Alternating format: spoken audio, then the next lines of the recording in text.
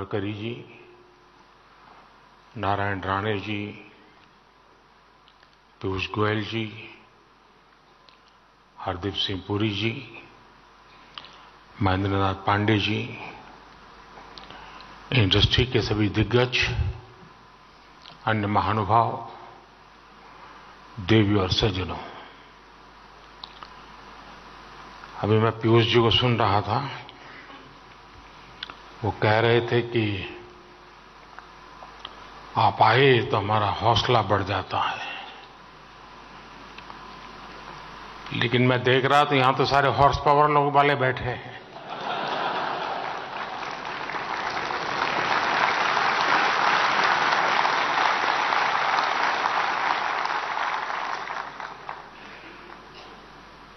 तब तय हो गया है कि किसको कहां से हौसला मिलने वाला है।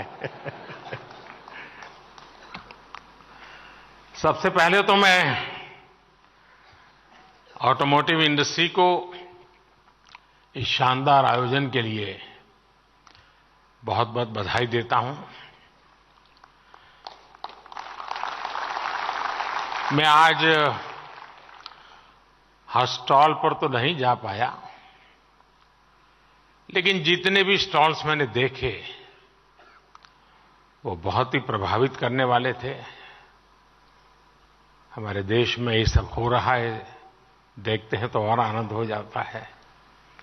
मैंने तो कभी गाड़ी खरीदी नहीं है, इसलिए मुझे कोई अनुभव नहीं है, क्योंकि मैंने कभी साइकिल भी नहीं खरीदी है। मैं दिल्ली के लोगों को भी कहूंगा कि इस एक्सपो को आकर जरूर देखें। ये आयोजन मोबिलिटी कम्युनिटी और पूरी सप्लाई चेन को एक मंच पे लाया है। मैं आप सभी का भारत मोबिलिटी ग्लोबल एक्सपो में अभिनंदन करता हूं और आप सबको बहुत बहुत शुभकामनाएं देता हूं। शायद आप में से कुछ लोगों को स्मरण होगा कि जब मेरी पहली टर्म थी, उस समय मैंने एक ग्लोबल लेवल की मोबिलिटी कॉन्फ्रेंस प्लान की थी। और उस समय की चीजें अगर आप निकाल के देखोगे तो बैटरी पर हमारा फोकस क्यों होना चाहिए, इलेक्ट्रिक व्हीकल की तरफ हमें कैसे जल्दी जाना चाहिए, इन सारे विषयों पर बहुत विस्तार से वो समिट हुआ था। ग्लोबल एक्सपर्ट्स आए थे। और आज मेरी दूसरी टर्म में मैं देख रहा हूं कि खासी मात्रा में प्रगति हो रही है, और मुझे विश्वास है कि तीसरी टर्म में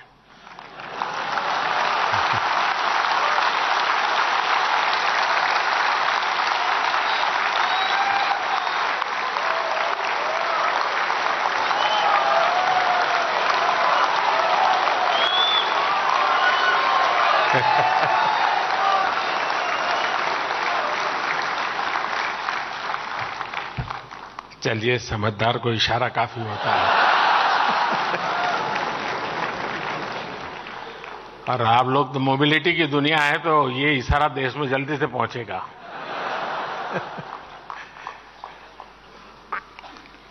साथियों, आज का भारत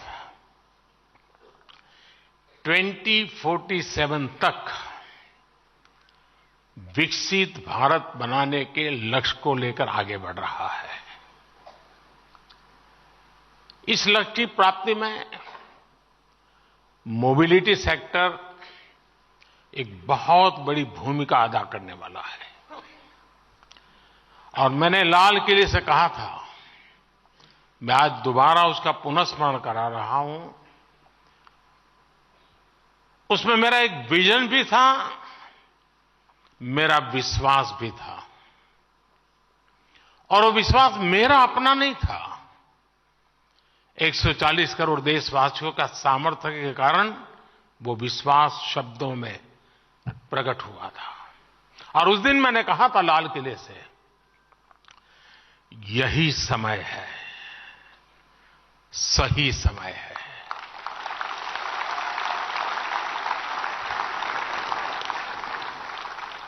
ये मंत्र आपके सेक्टर पर बिल्कुल फिट बैठता है। एक प्रकार से India is on the move and is moving fast. Bharat के मोबिलिटी सेक्टर के लिए एक तरह से गोल्डन पीरियड का प्रारंभ है। आज भारत की अर्थव्यवस्था का तेजी से विस्तार हो रहा है और जैसा मैंने पहले कहा, हमारी सरकार की तीसरे टर्म में भारत का दुनिया की तीसरी सबसे बड़ी अर्थव्यवस्था बनना तय है।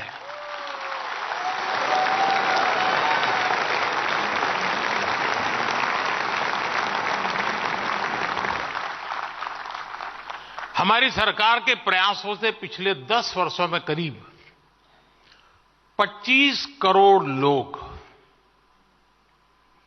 गरीबी से बाहर निकले हैं।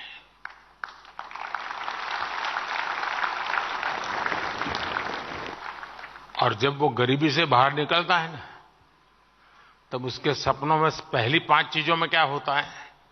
एक आप होते हैं। चाहे वो साइकिल खरीदने का चाहेगा, चाहे स्कूटी खरीदना चाहेगा, चाहे स्कूटर, और हो सके तो 4 व्हीलर, उसका पहला ध्यान आप ही पर जाने वाला है।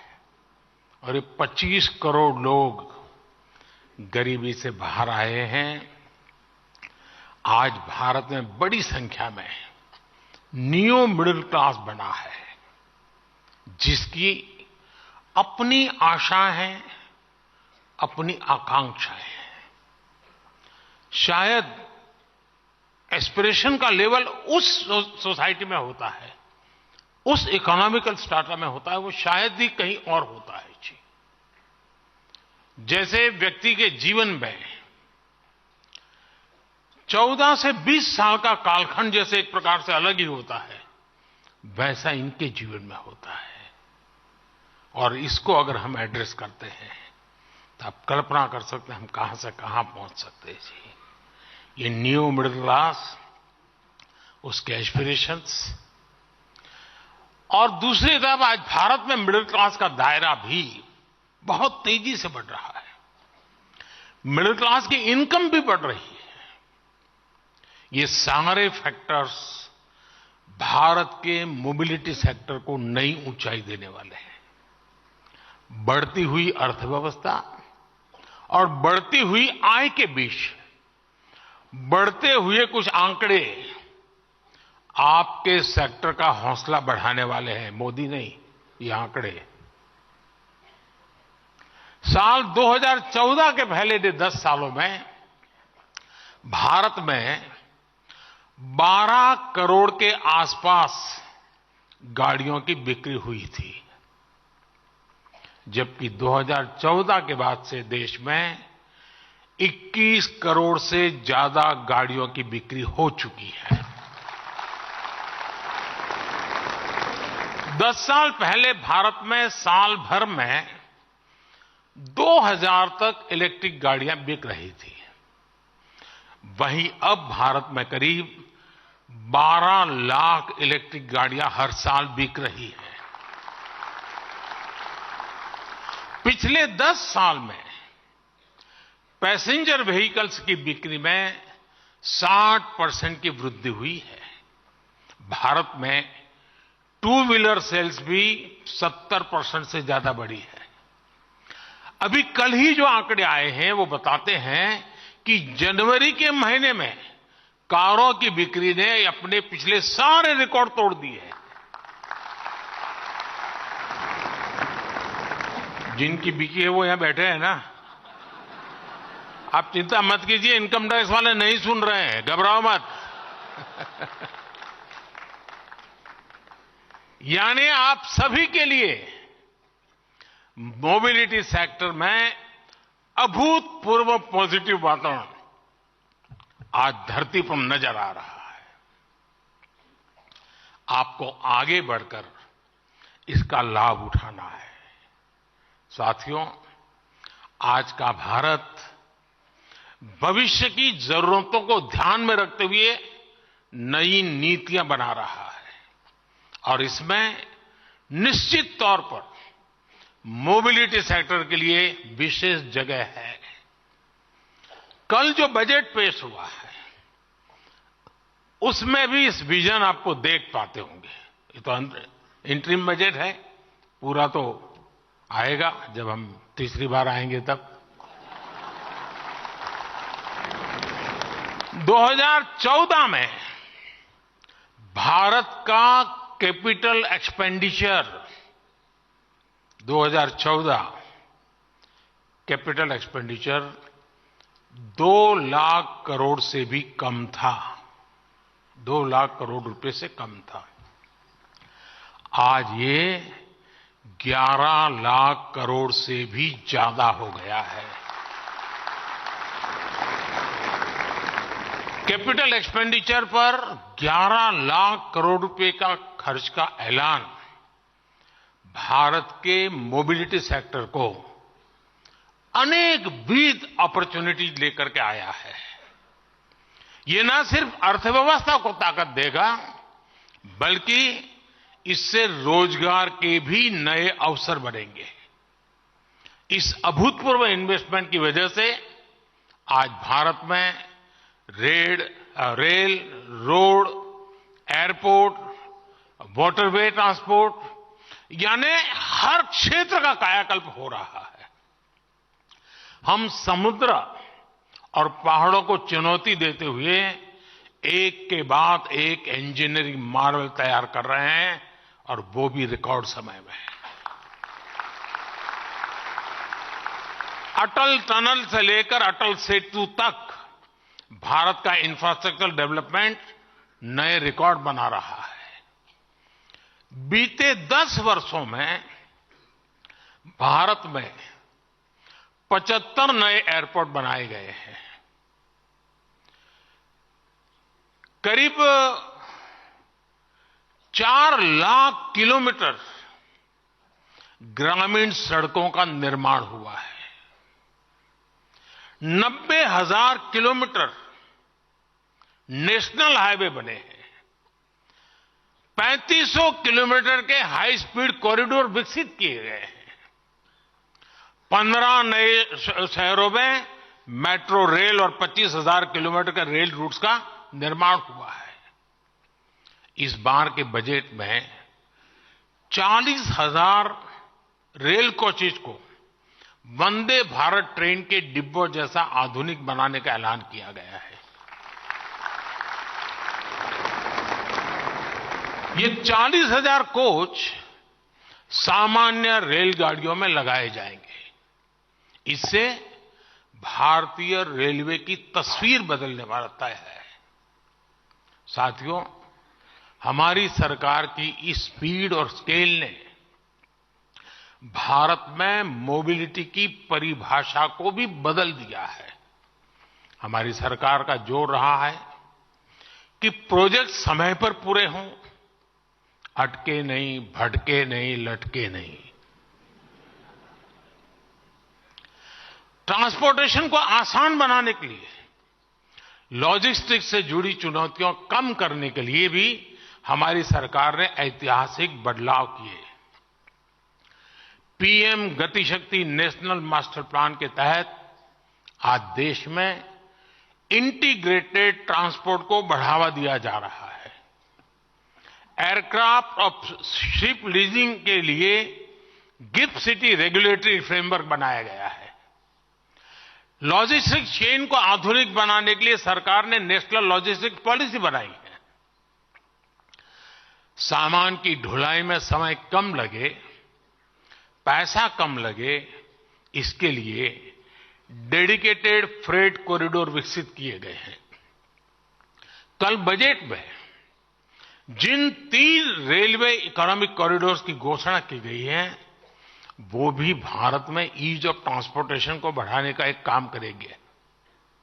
साथियों, आज भारत में नेशनल हाईवेज और आधुनिक एक्सप्रेसवे के निर्माण के जरिए कनेक्टिविटी को निरंतर मजबूत किया जा रहा है। जीएसटी ने न सिर्फ सामानों की आवाजाही को तेज किया है, बल्कि राज्यों के बॉर्डर्स पर जो चेकपोस्ट होते थे उन्हें भी खत्म किया है। फास्ट ट्रैक टेक्नोलॉजी भी इंडस्ट्री के ईंधन और समय दोनों की बचत करा रही है। एक स्टडी के मुताबिक फास्ट ट्रैक से अर्थव्यवस्था को हर साल 40,000 करोड़ रुपए का फायदा हो रहा है। साथियों, भारत आज विश्व का इकोनॉमिक पावर हाउस बनने के मुहाने पर है। ऑटो और ऑटोमोटिव कंपोनेंट इंडस्ट्री की बहुत इसमें भूमिका रहने वाली है। आपकी इंडस्ट्री का देश के टोटल एक्सपोर्ट में बड़ा प्रतिनिधित्व है। भारत आज पैसेंजर व्हीकल के मामले में विश्व का तीसरा सबसे बड़ा मार्केट है। हम पूरी दुनिया में कॉमर्शियल व्हीकल्स बनाने वाले तीसरे सबसे बड़े देश हैं। हमारी कंपोनेंट इंडस्ट्री भी ग्लोबली कॉम्पिटिटिव बन रही है। अब अमृत काल में हमें इन सभी क्षेत्रों में दुनिया में टॉप पर आना है। हमारी सरकार आपके हर प्रयास में आपके साथ खड़ी है। ये मैं आपके लिए कह रहा था।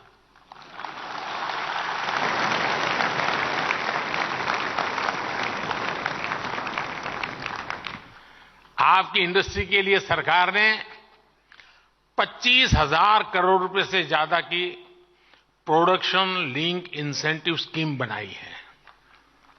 यह हमारी पूरी वैल्यू चेन को आत्मनिर्भर बनाने और एमएसएमईज को शक्ति देने में बड़ी भूमिका निभा रही है। बैटरी स्टोरेज के लिए सरकार ने 18,000 करोड़ रुपए की पीएलआई स्कीम दी है। और जब बैटरी स्टोरेज की बात आती है तब मैं आपको बताता हूं मैं क्या सोच रहा हूं। अगर मैं क्लीन कुकिंग मूवमेंट को आगे बढ़ाऊं, मान लीजिए देश में 25 करोड़ घर है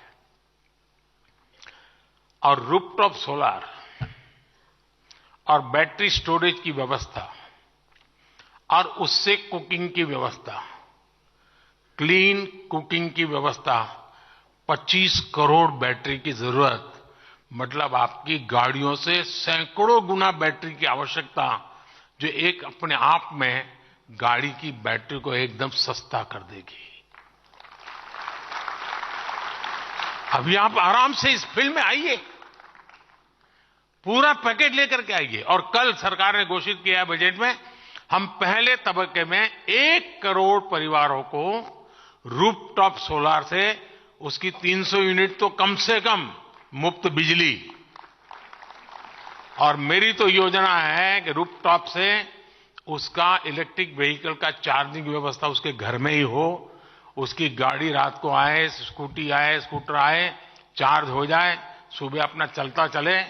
यानी एक प्रकार से डिसेंट्रलाइज व्यवस्था पूरी तरह रूफटॉप सोलर सिस्टम के साथ जोड़ने की कल्पना है। ये सारी चीजें आपके भविष्य की योजनाओं के में दिमाग में रख करके प्लान कीजिए। मैं आपके साथ हूं।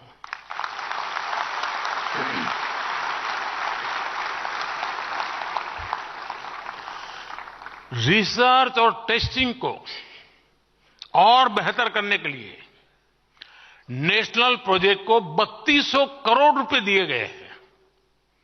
नेशनल इलेक्ट्रिक मोबिलिटी मिशन की मदद में भारत में इलेक्ट्रिक व्हीकल्स के निर्माण को नई गति मिली है। ईवी की डिमांड को बढ़ावा देने के लिए सरकार ने करीब 10,000 करोड़ रुपए का निवेश किया है। हमारी सरकार की फेम स्कीम भी बहुत सफल रही है। इस स्कीम के तहत आज राजधानी दिल्ली समेत कई शहरों में हजारों इलेक्ट्रिक बसें चलनी शुरू हुई है।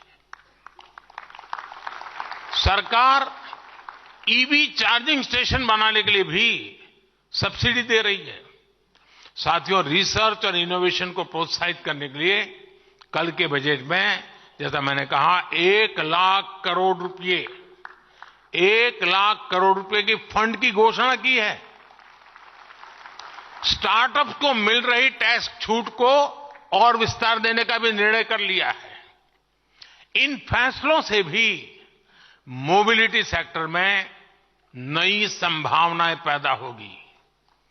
ईवीज के सामने आज सबसे बड़ी चुनौती उसकी कॉस्ट और बैटरीज की है। इस फंड का इस्तेमाल इस क्षेत्र में रिसर्च के लिए हो सकता है। हमारी रूफटॉप सोलर स्कीम में भी ईवी मैन्युफैक्चरिंग से जुड़ा कंपोनेंट है, जिससे ऑटो सेक्टर को भी मदद मिलेगी।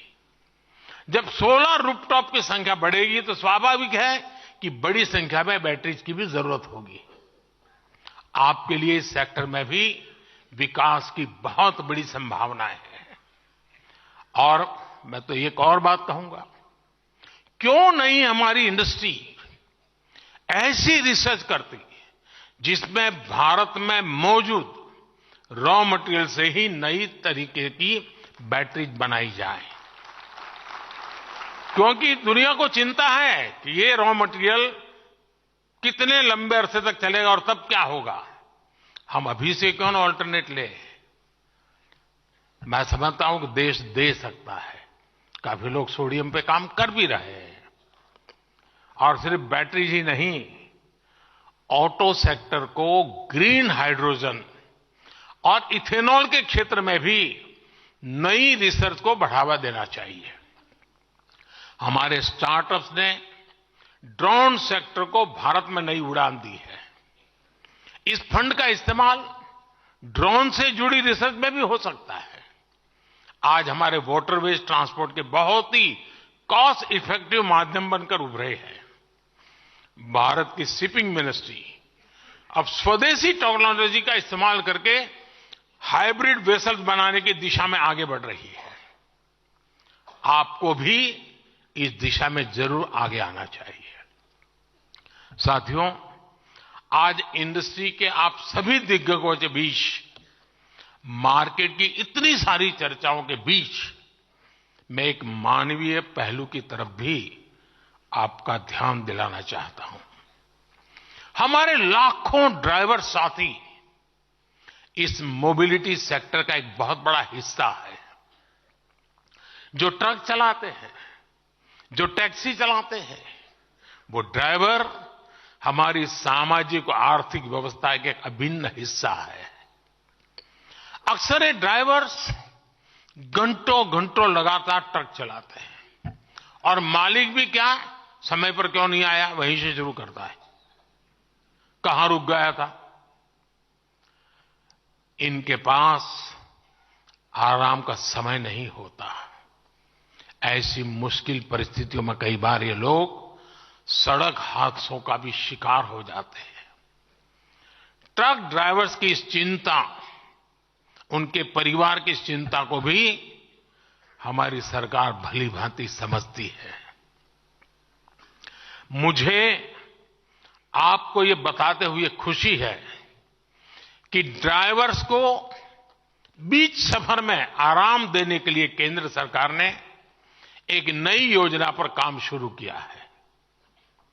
इस योजना के तहत सभी नेशनल हाईवेज पर ड्राइवरों के लिए नई सुविधा वाले आधुनिक भवनों का निर्माण होगा। इन भवनों में ड्राइवरों के लिए भोजन, पीने के साफ पानी, शौचालय, पार्किंग और आराम करने की पूरी व्यवस्था होगी।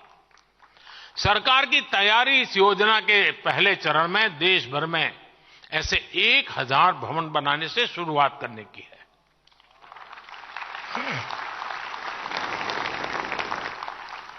ट्रक और टैक्सी ड्राइवर के लिए बनाए गए ये भवन ड्राइवर्स की ईज ऑफ लिविंग और ईज ऑफ ट्रैवलिंग दोनों बढ़ाएंगे। इससे उनकी सेहत भी ठीक रहेगी और दुर्घटनाओं को रोकने में भी बहुत मदद मिलेगी। साथियों, अगले 25 वर्षों में मोबिलिटी सेक्टर में असीम संभावनाएं बनने वाली है। लेकिन इन संभावनाओं का पूरा इस्तेमाल हो, इसके लिए इंडस्ट्री पर भी ये जिम्मेदारी है कि वो खुद को भी तेजी से ट्रांसफॉर्म करे। मोबिलिटी सेक्टर को टेक्निकल वर्कफोर्स और प्रशिक्षित ड्राइवर्स की जरूरत है। आज देश में 15,000 से अधिक आईटीआईज इस इंडस्ट्री को मैन पावर देते हैं। क्या इंडस्ट्री के लोग इन आईटीआईज के साथ मिलकर कोर्सेज को और ज्यादा रिलेवेंट नहीं बना सकते? आप जानते हैं कि सरकार ने एक स्क्रैपेज पॉलिसी बनाई है। इसके तहत पुरानी गाड़ियों को स्क्रैपिंग के लिए देने पर नई गाड़ियां खरीदने के दौरान रोड टैक्स में छूट दी जाती है। क्या ऑटो इंडस्ट्री भी लोगों को प्रोत्साहित करने के लिए ऐसे इंसेंटिव नहीं दे सकती क्या? साथियों, इस एक्सपो को आपने टैगलाइन दी है, बियॉन्ड बाउंड्रीज। ये शब्द भारत की भावना को दिखाते हैं। हम आज पुरानी बंदिशों को तोड़कर पूरी दुनिया को साथ लाना चाहते हैं। हम ग्लोबल सप्लाई चेन में भारत की भूमिका का विस्तार करना चाहते हैं। इंडियन ऑटो इंडस्ट्री के सामने संभावनाओं का पूरा आसमान है। आइए अमृतकाल के विजन पर आगे बढ़े। आइए भारत को इस क्षेत्र का ग्लोबल लीडर बनाए। और मैं टायर वालों के क्षेत्र में अभी चक्कर काट के आया और मेरा पहले दिन से इन टायर वाली दुनिया से झगड़ा रहता है। मुझे अभी भी समझ नहीं आता है कि भारत जो खेती प्रधान देश है उसको रबर इंपोर्ट क्यों करना पड़े।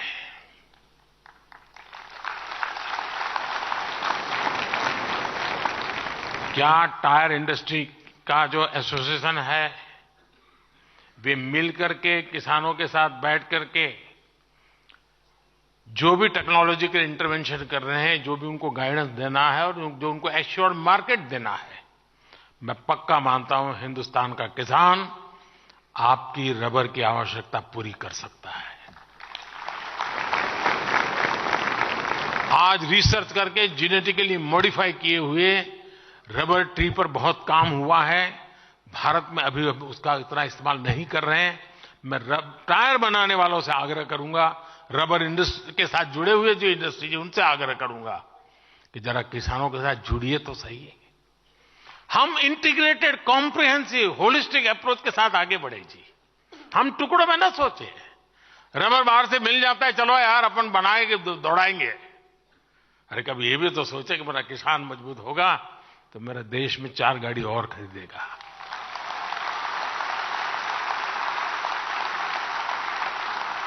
और गाड़ी कोई भी खरीदे, टायर तो आप ही का लगने वाला है जी।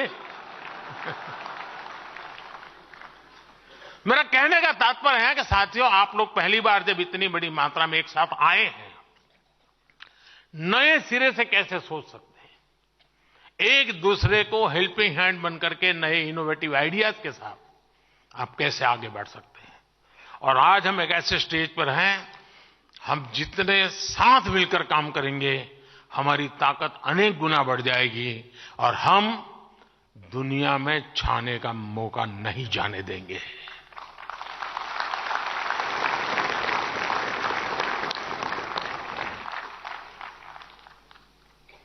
साथियों, डिजाइनिंग के क्षेत्र में भी आज दुनिया में जितने भी बड़े बड़े क्षेत्र हैं, शायद ही कोई ऐसा होगा जिसकी रिसर्च लैब हिंदुस्तान में ना हो। For more such videos, subscribe to the NewsX YouTube channel, hit the bell icon.